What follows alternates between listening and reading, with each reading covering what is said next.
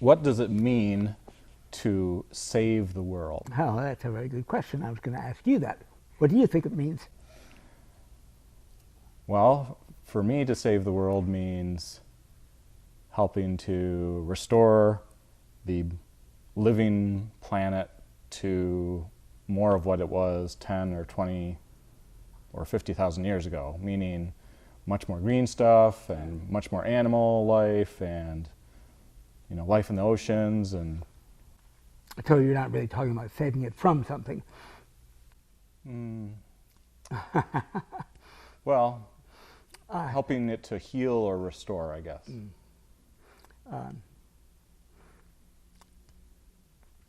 A couple of points to make is that many people think of saving the world as saving it from destruction. And as powerful as we are, we're not nearly powerful enough to destroy the world. The fifth great extinction, the one that wiped out the dinosaurs, was caused by an enormous meteorite hitting in somewhere in, I believe, in Yucatan. I'm not sure where it is, but somewhere thereabouts. And it threw a tremendous cloud of soil and dust into the air, occluded the sun for years, and wiped out 85% of all species. But it didn't destroy the world. And we're not capable of anything as dramatic as that. And so we can't save the world. If the world is going to be destroyed, we can't save the world. What we can do is save the world as a habitat for humans. That is, we are destroying, and that we can conceivably save. We can save the world as a human habitat. That will mean very drastic changes happening very rapidly, very soon. We are in the midst of the sixth extinction, recognized worldwide by biologists as potentially even more devastating than the fifth extinction. It's estimated that as many as 150 species a day are becoming extinct, and that's entirely due to the human effect on the planet. Direct destruction of species, making room for our own crops and our own livestock, animals that we deliberately make extinct because they compete with us for food or for space. Our human population is simply overwhelming for the planet, and planet cannot support 7 billion of us. And because of the devastating food race that we're involved in, it's expected that we'll reach 15 billion. But I don't believe we will reach, if we keep going in that direction, we'll become extinct before we reach 15 billion. Every year we increase food production because the human population has increased. But of course, the reason the population increased was that we made more food available to it. If we didn't make more food available to the human population, it could not increase. That would be impossible, as for any other species. If food is available to a species and does not become more available, this species remains stable. If there's less food available, its population shrinks. If you give it more food, the population increases. But there is the notion that we are an exception to that rule, which of course is just biological nonsense. We're not an exception to any of these rules. So if next year we increase food production, the population is going to increase. And because the population is going to increase, people are going to have the idea that we have to produce more food next year. And then the population will increase again. And people think that we have to increase food production in order to feed the starving millions. But in fact, starving millions are part of our population, and it increases every year, just as the rest of the population does. And they don't stop starving. They're still starving. There's just more of them. So that is a game that we cannot win. Cannot win the food race. And we must stop the food race if we want to survive as a species. There's the Quinn message in 3 minutes.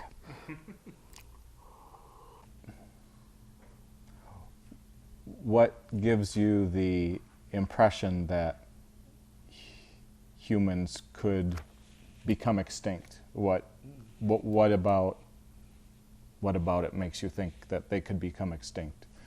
Well, we are undermining the systems, the biological systems that support human life.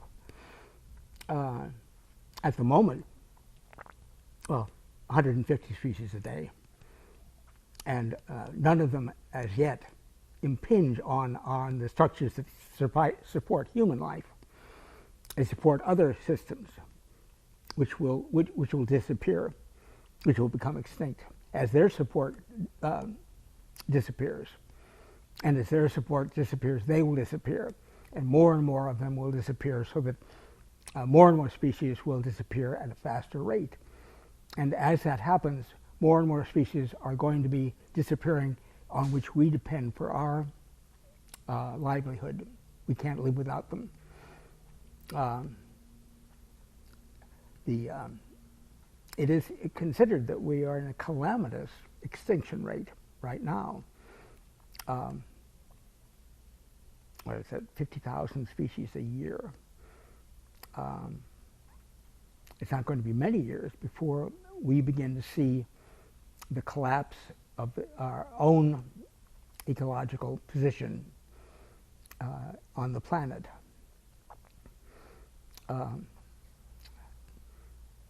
And of course, once those species are gone, we can't put them back.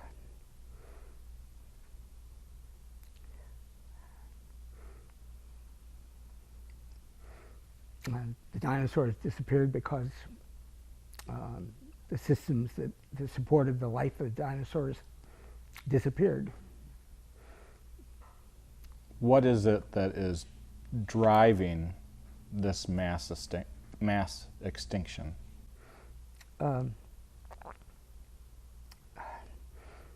Mainly it is our own competition with all of the species for a place on the planet. We are,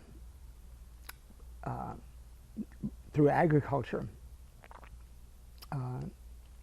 dedicating more and more land every year to the exclusive use of humans.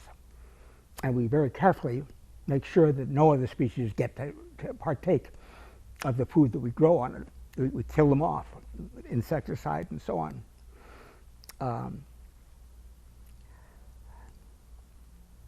And that, of course, and then there is the tremendous impact we have on the planet in terms of pollution, and of course the increasing climate change, which contributes to, is going to make conditions untenable for more species as well. Of course, there are still people who don't believe that that's going to happen, that it is happening. What is causing this mass extinction? We are competing with other members of the community of life for space on this planet.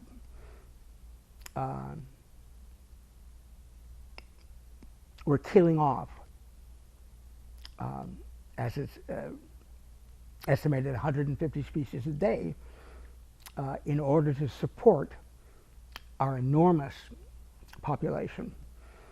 When we were 10,000 years ago, when it's estimated that there were probably maybe 1 or 2 million humans spread out around the world, we had very little impact on the world.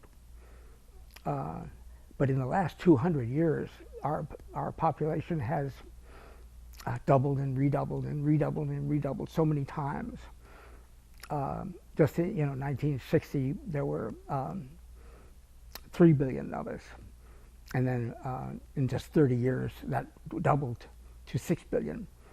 And supporting that extra 3 billion people, we had to take the lives of other species. There's nowhere else to get it. We don't have a sun. We can't create a new sun to give us more energy. All the energy we have comes from the sun, and it's spread among all the other living beings on the planet. And if there are 7 billion of us, there are more than 7 billion of them that aren't there anymore.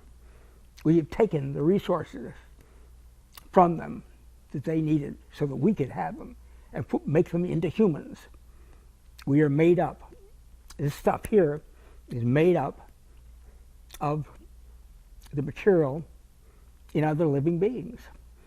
It can't come from it. We don't make humans out of sand or shadows. We can only make them out of other living beings. And as we continue to increase the number of us every year, we're taking more and more of these resources that other species have depended on for their life. Would you characterize this as a war between humans and the world? Well, the world isn't fighting back. And in fact, the world doesn't have to fight back because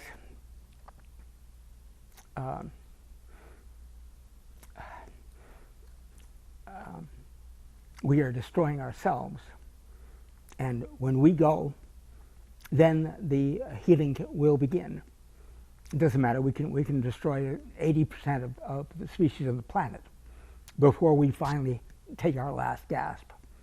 The planet will come back. It won't be the same, but it's not going to die. It doesn't have to kill us off. We're killing ourselves off. We are like a cancer that began about 10,000 years ago and then spread throughout the body of humanity over, start 5,000 years ago with a civilization that we recognize as ours. Went in conquest of the rest of the world and spread throughout Asia and Europe, and then to the Americas in the 15th, 16th, and 17th centuries, in Africa and so on. And it's running it's about finished with its body. There is no more body to inhabit. And when we're done, we converted all into this cancer, and we're going to die. And it's there's simply no way to imagine that we could go on living this way. There's not going to be 15 billion of us. Even if there were, life would be intolerable.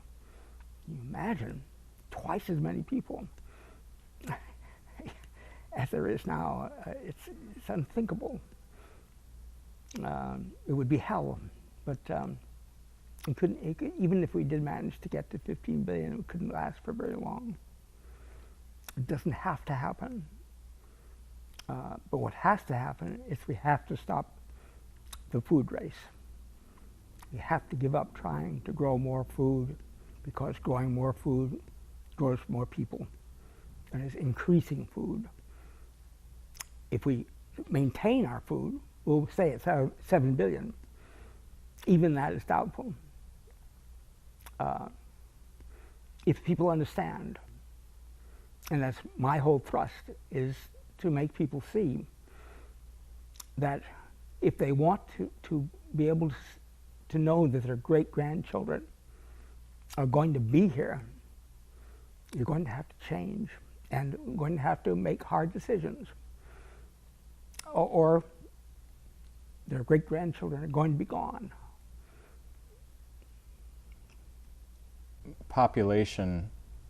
Human population has been a topic for a number of years, and the ideas of having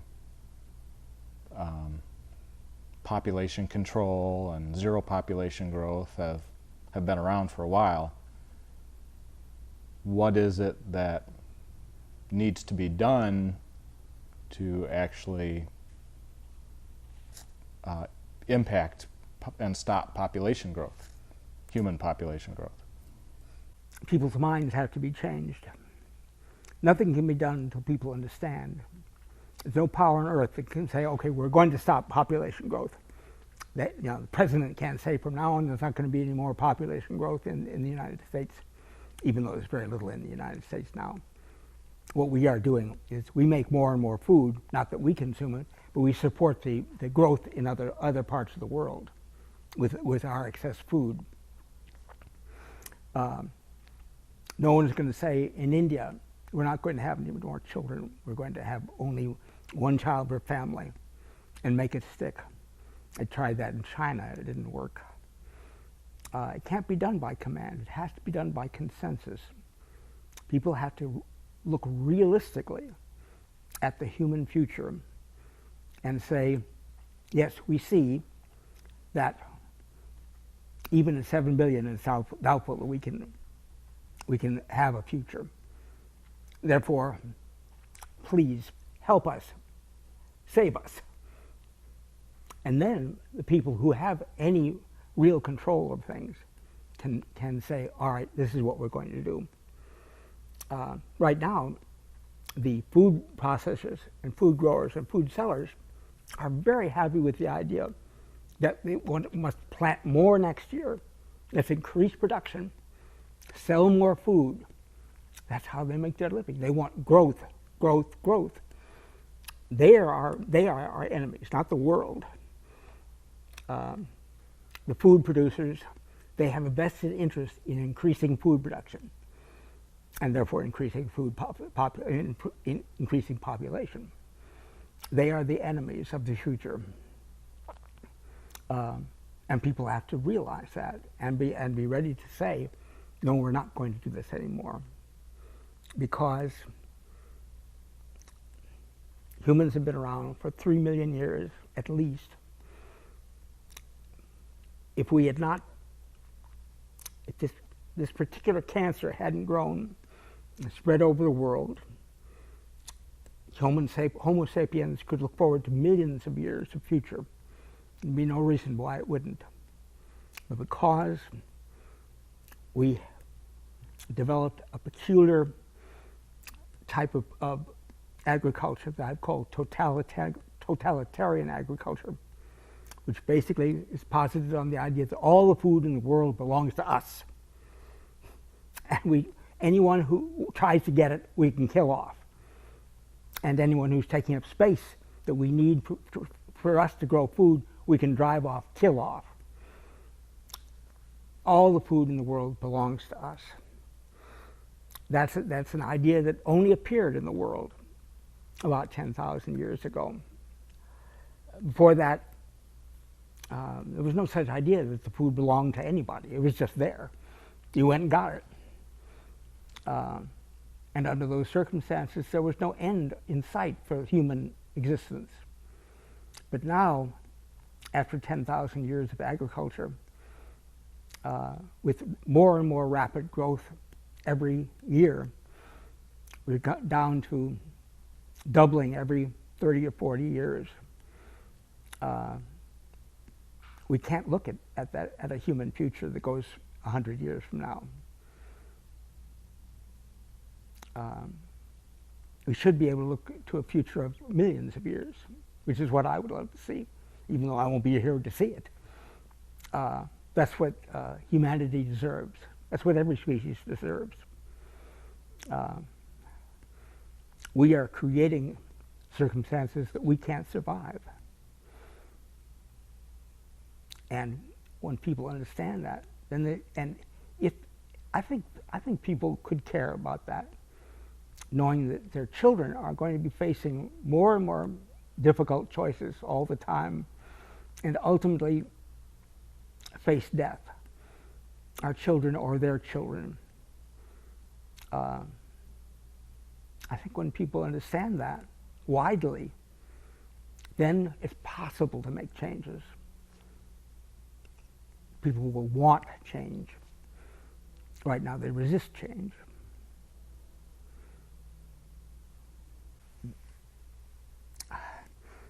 Someone wrote recently, posed a question. I don't remember whether it was posed to my website or on Facebook, saying,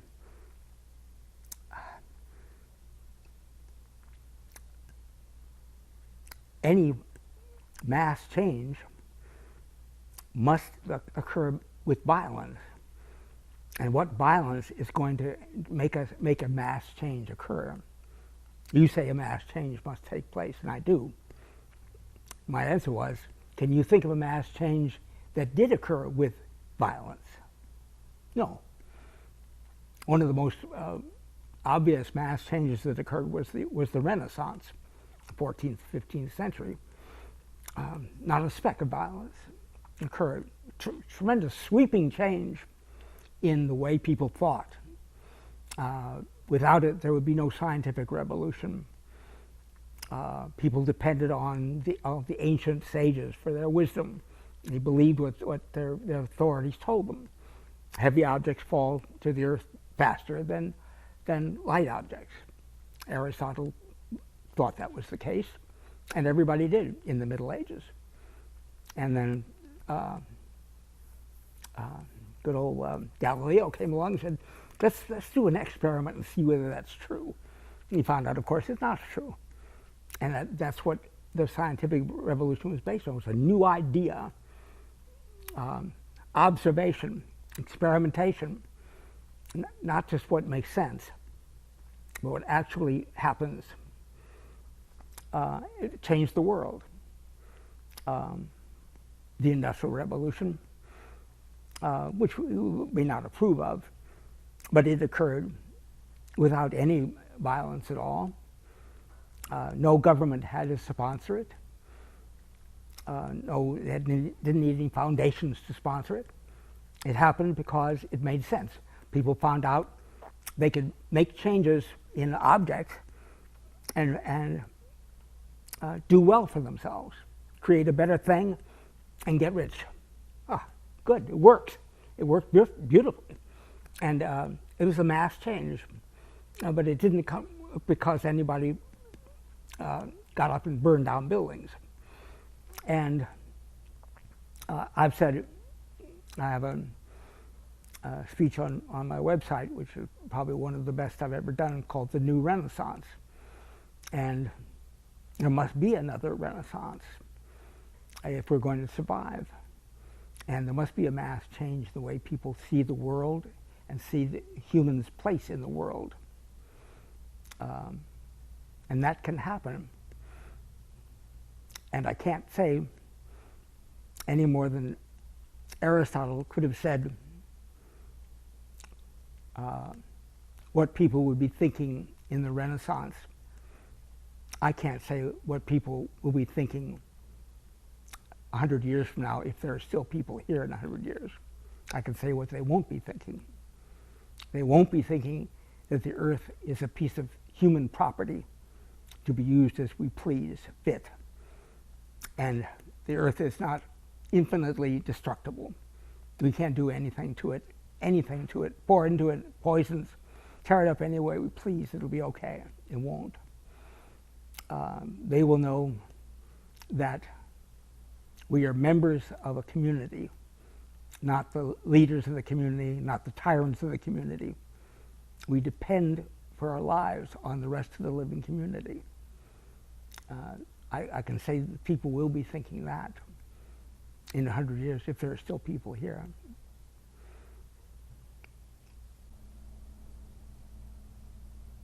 What does an individual who wants to prevent the extinction of humans, what does one person, one listener, one viewer, what should one do if one wants to prevent that mass extinction, the die-off of humanity?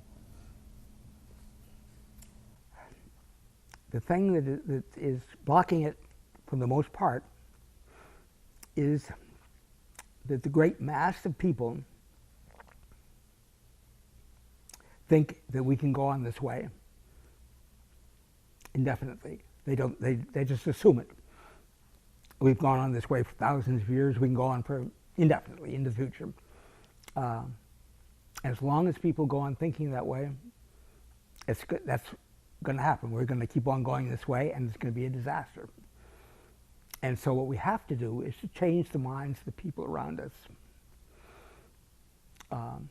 You're doing it your own way, doing it with involving yourself in an activity that you are suited to, that you are good at, that you like doing, and which I'm not. I'm a writer, and what I've done is use what I can do to reach out to change people's minds. And I'm feel very fortunate. I feel very blessed. I don't brag about it so much as I feel blessed. I've reached millions of minds, and I urge each of them to reach out and reach and change other minds, any way they can, doing anything. There's a man in the southeast who does marvelous murals. He's got them sprinkled all over, through many southeastern states, on bare, abandoned walls. Huge pictures of a gorilla, and says, "Read Ishmael." He is trying to get, he's doing his thing. Musicians, any number of songwriters and bands have been moved to create songs to aimed at a new vision. There's simply no end to what can be done, and people expect me to direct the whole thing, and I can't. I want 10 million people out there thinking about it, not just depending on me to think about it. I've done what I can do, and I continue to do what I can do.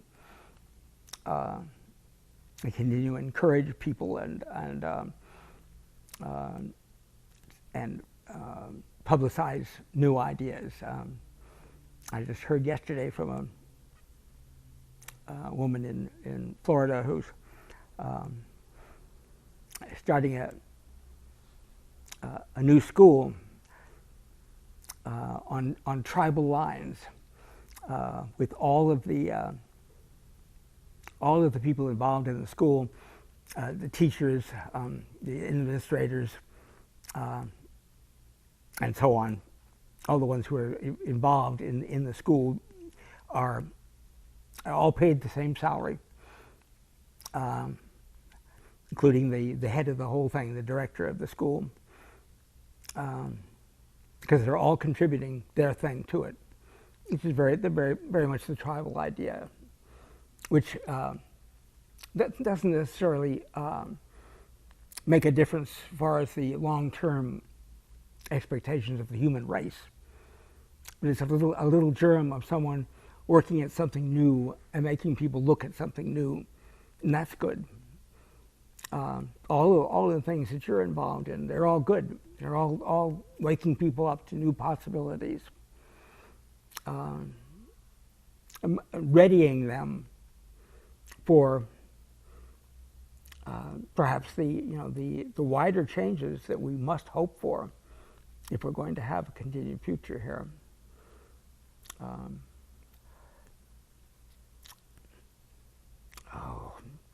Rennie? Ray's last name Ray Anderson, yeah. He headed up the world's largest commercial carpeting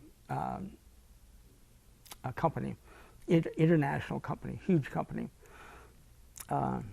He read 2 books, Paul Hawkins' The Ecology of Commerce and Ishmael. And he looked at his own company and he said, we've got to change. He said, we're going to eliminate artificial, non-organic materials from our carpets. No more petroleum. They're going to be all made from natural fibers. It's not going to be, we're not going to make carpeting that you just throw away. It's all recyclable. It's going to be 100% recyclable. And we're going to come in, and if you want new carpeting, we'll take it, the old carpeting, and recycle it, and we'll give you new carpeting. Because of his new stance in the world, all of his competitors had to line up and do the same thing. He revolutionized the whole industry. And he never went to Congress, and no one ever said, you've got to do this, we're passing a new law. He went way beyond any regulations. And people have to think that way too. Not that everyone has a company they can reshape. But everyone has a sphere of influence. Certainly every teacher does.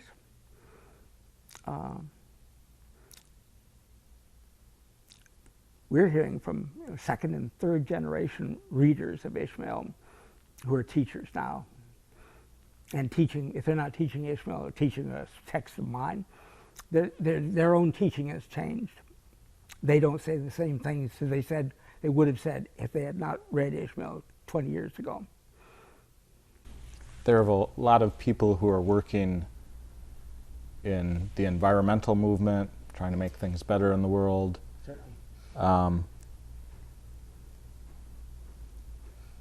But are there some things that maybe they should keep in mind that they're not keeping in mind while they're going about their work and while they're thinking about what work to do? What important knowledge should they know?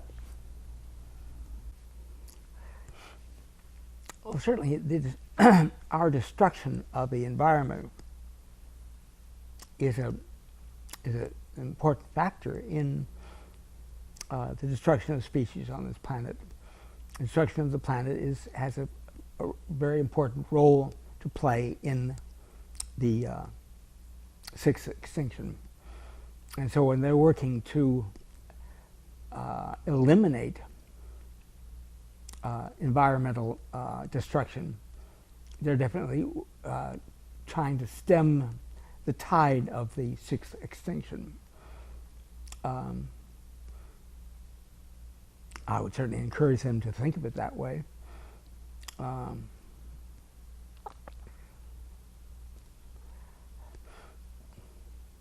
Everyone has to do the best they can.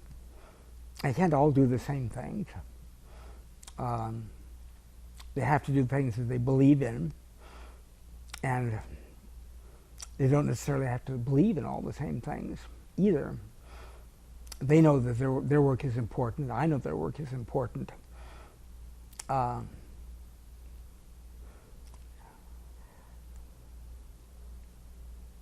They are changing minds, and that's an essential part of our future, is preparing humanity for a new renaissance.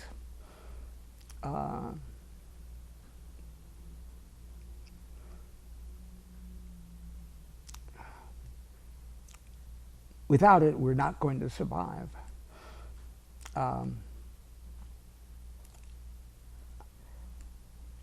It's impossible to say how long we've got before we accomplish it.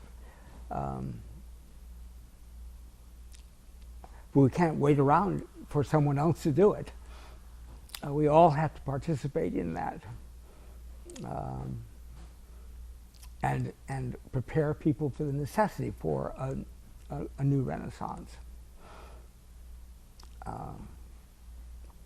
And it will not be a bad thing. Mother Culture has trained us to think of anything we do to improve things will make things worse for us. I mean, giving up something that we really like. And that isn't the case. That's not what I'm looking for, or environmentalists are looking for. Our future, if there is a human future, doesn't mean a poorer future.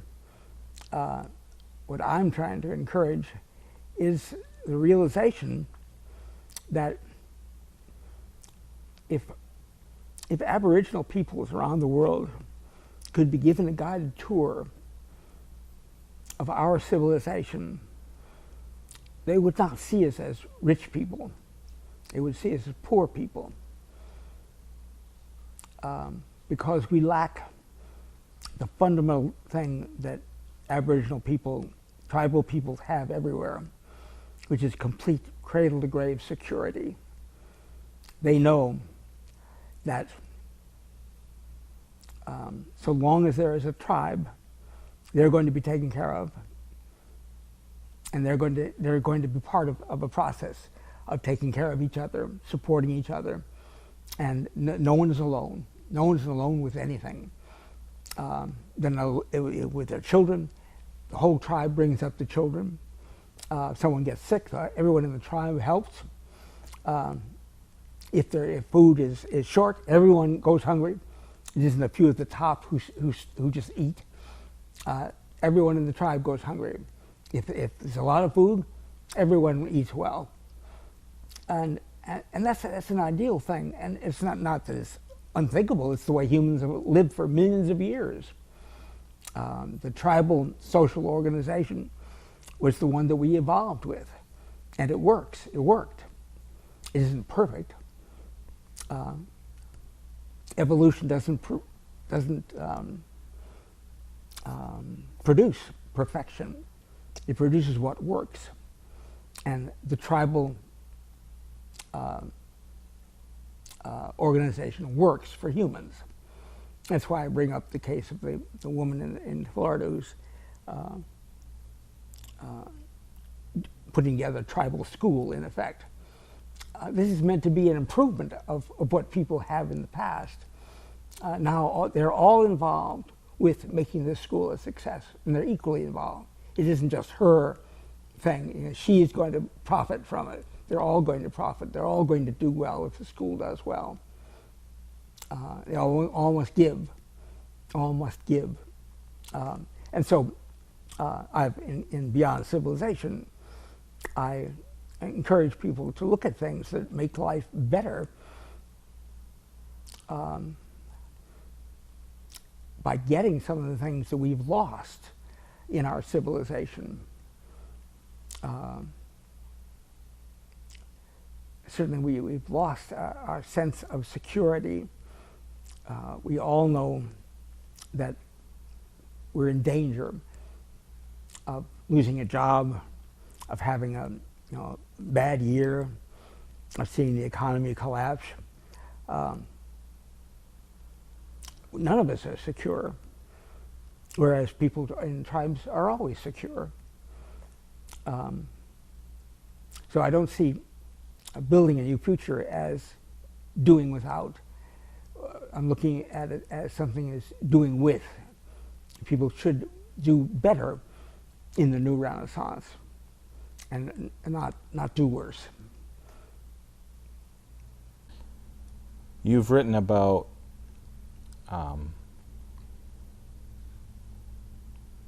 the idea of being imprisoned or captives, that people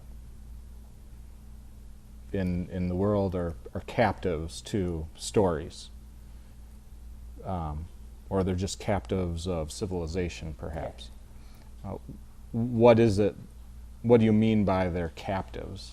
and what sort of stories or what things are keeping them captives? Well, our cultural mythology, which is more than this, but it is among the statutes of our cultural mythology, is the notion that there is one way, one right way for people to live, and that we have it. And any other way is going to be the wrong way. And so you have to live our way, wherever you are, whoever you are, everywhere in the world. What is our way? Oh, what is our way? Oh, it's our way, you know.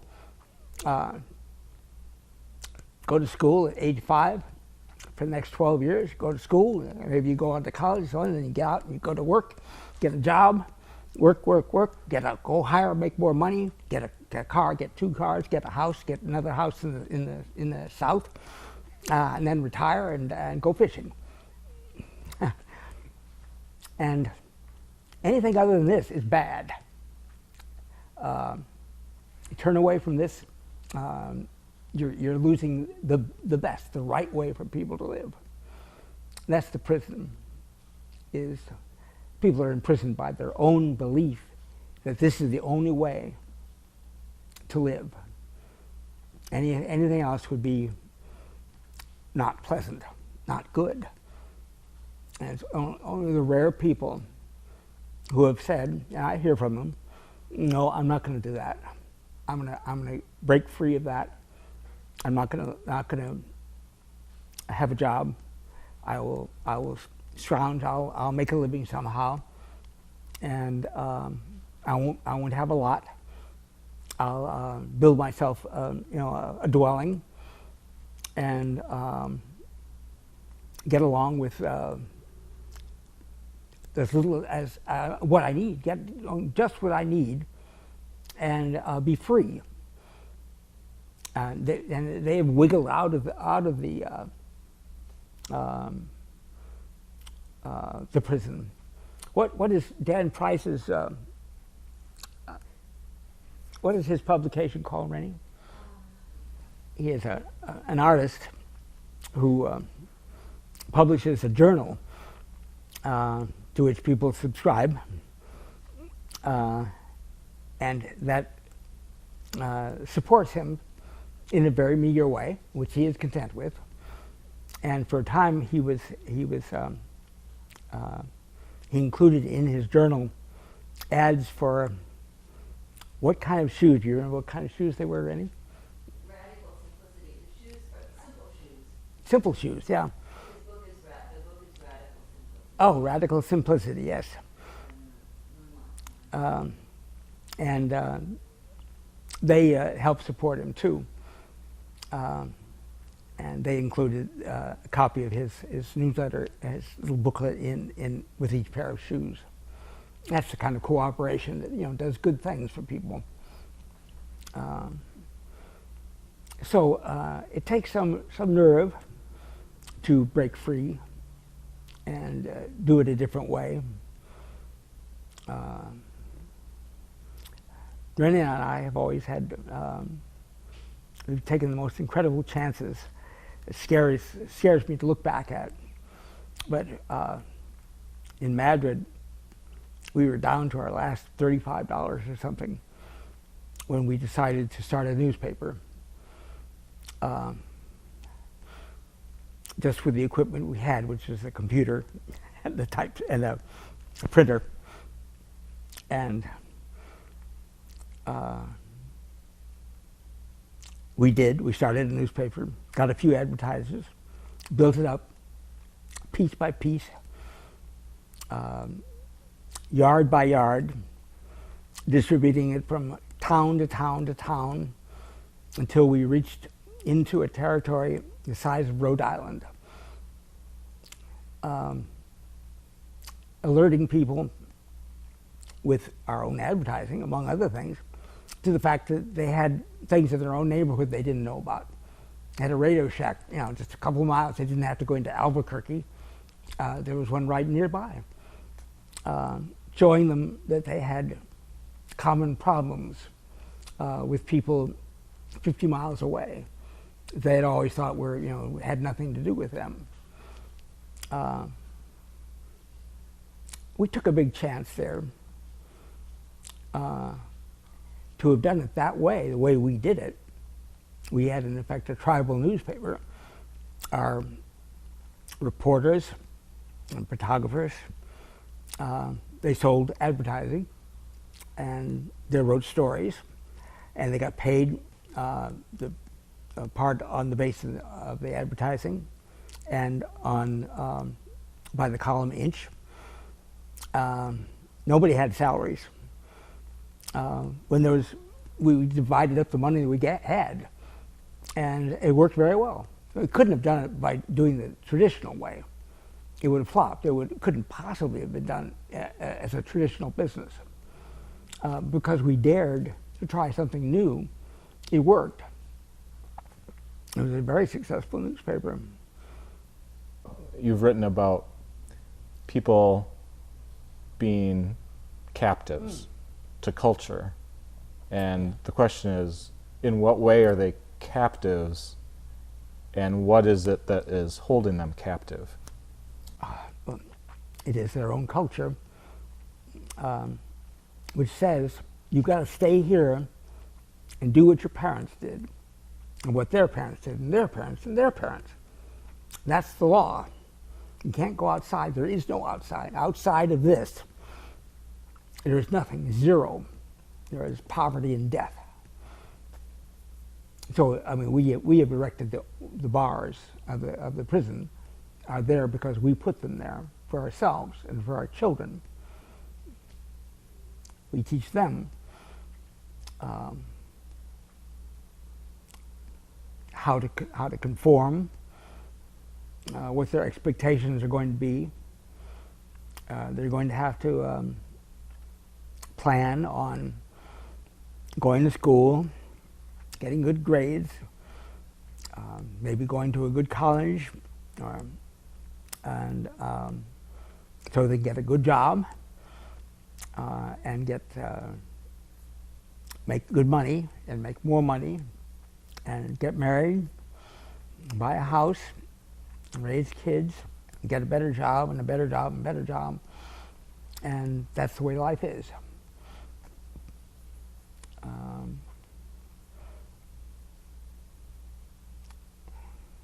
People don't, well, there aren't any choices. We don't open any doors for people.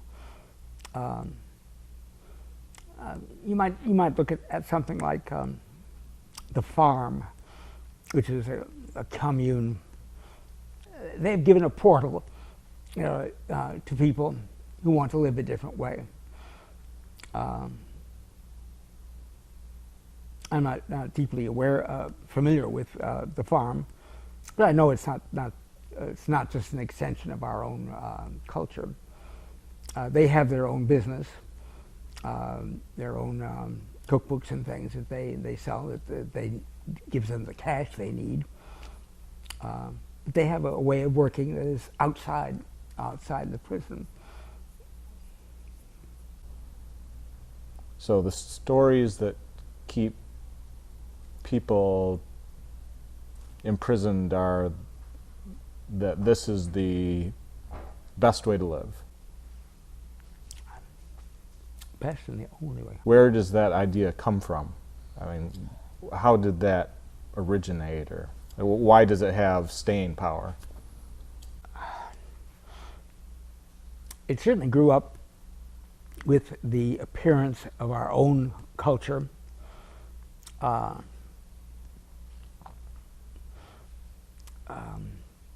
Which had its birth in the appearance of totalitarian agriculture, the agricultural revolution, which,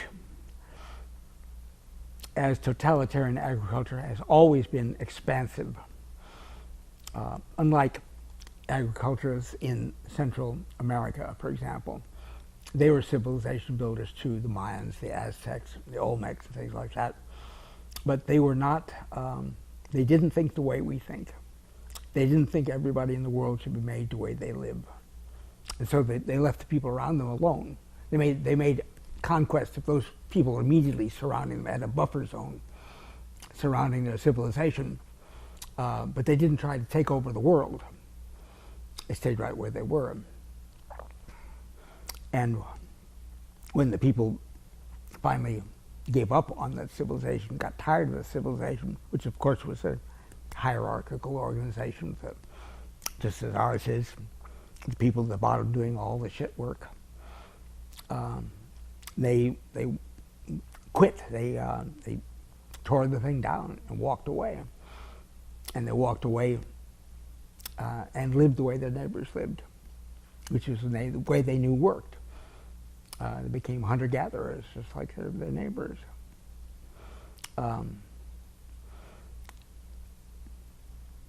One of the,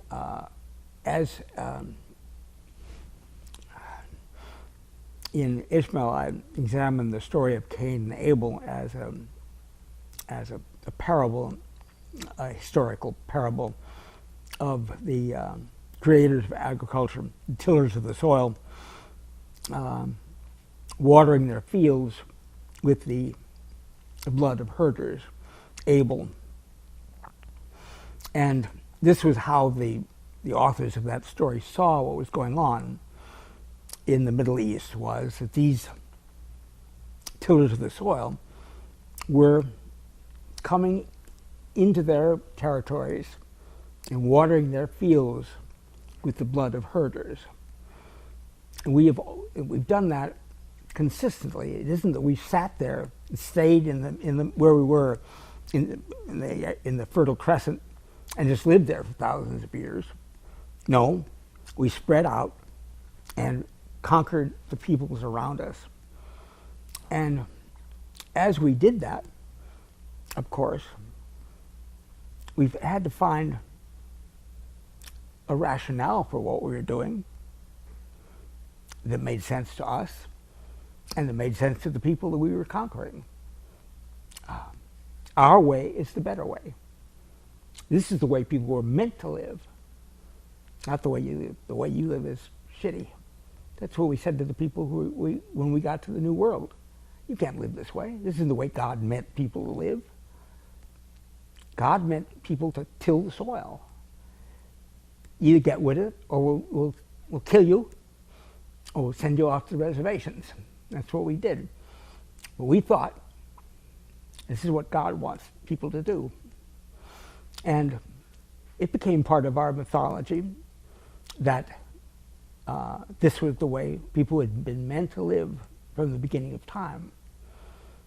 And after a few thousand years, during which there was no such thing as written history, it was gradually forgotten among our people that their ancestors had been hunter-gatherers.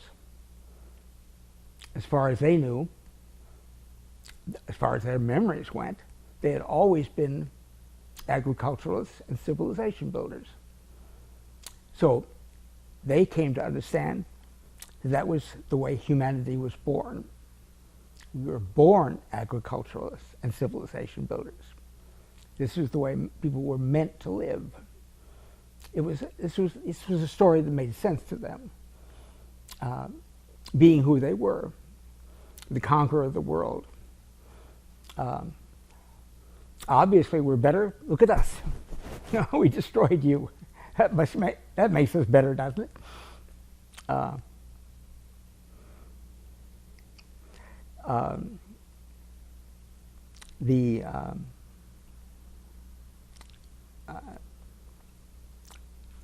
Totalitarian agriculture gave us power, power that no humans had ever had before.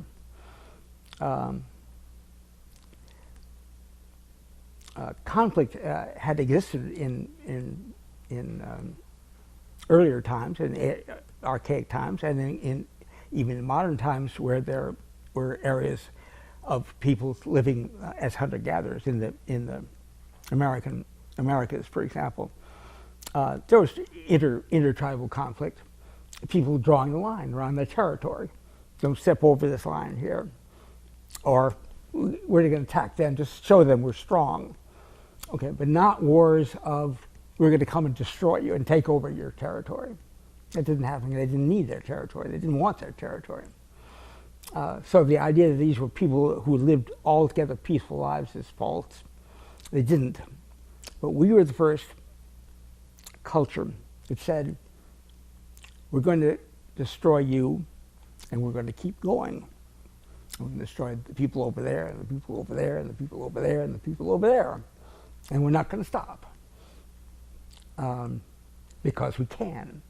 And our brand of agriculture gave them the power to do that, because we always had more food than the people we were trying to destroy, people we were trying to supplant, conquer. They were living it hand to mouth. They didn't have silos full of food. We did. So we couldn't go hungry. Our soldiers were always there and could attack and attack and attack until the other people were just wiped out.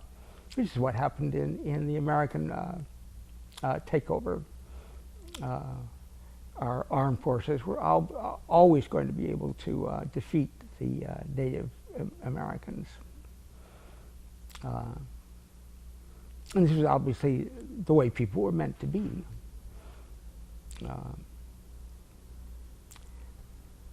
People say, well, why did they do this? Why did they want to do this?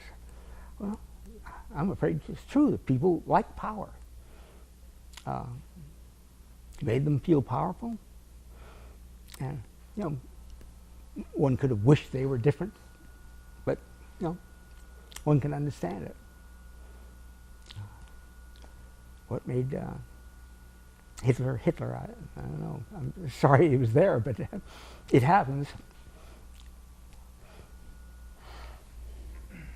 One of the things that I was, one of the points I was trying to make in Ishmael and to some extent in Beyond Civilization is the assumption, is just widespread, generally made, that before our civilization began, before the agricultural revolution, there was just nothing back there for millions of years. Homo habilis, Homo erectus, and Homo sapiens until he became us. It's just nothing there happened, nothing worth looking at.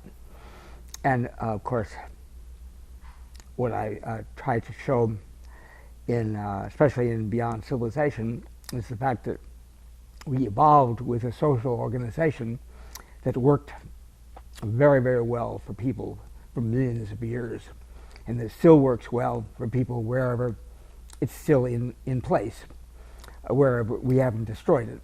And that's the tribal organization. Recently, I became aware of Jacques Fresco, who in central Florida has engaged in something called the Venus Project, where he is exploring, testing the hypothesis that you could build something called a resource-based economy, opposed to our money economy, money and debt economy. And what he doesn't seem to realize is that humanity evolved with a resource-based economy as well, and worked perfectly well for them for millions of years. A resource-based economy, of course, is simply that everything out there within reach are resources that you can use for the benefit of yourself and the tribe. And it very much promotes collaboration, cooperation between members of the tribe, and as opposed to competition, which is what our money economy promotes. So many of the answers are already there for us. We don't have to invent things that work for humanity. We only have to look back and you find, by golly, they already had something that worked for millions of years. And the resource-based economy is a, again, he's looking at something that could be used, could be made to work for the future. And of course, it could be made to be work for the future. I'm not sure how you get 7 billion people suddenly, or even gradually, adopting a resource-based economy, but it would be a hell of an idea. It would be great. So if you look for things that will make our future better, they may also be good for the planet as well. So this is very definitely something that I'm concerned for and promoting and supporting.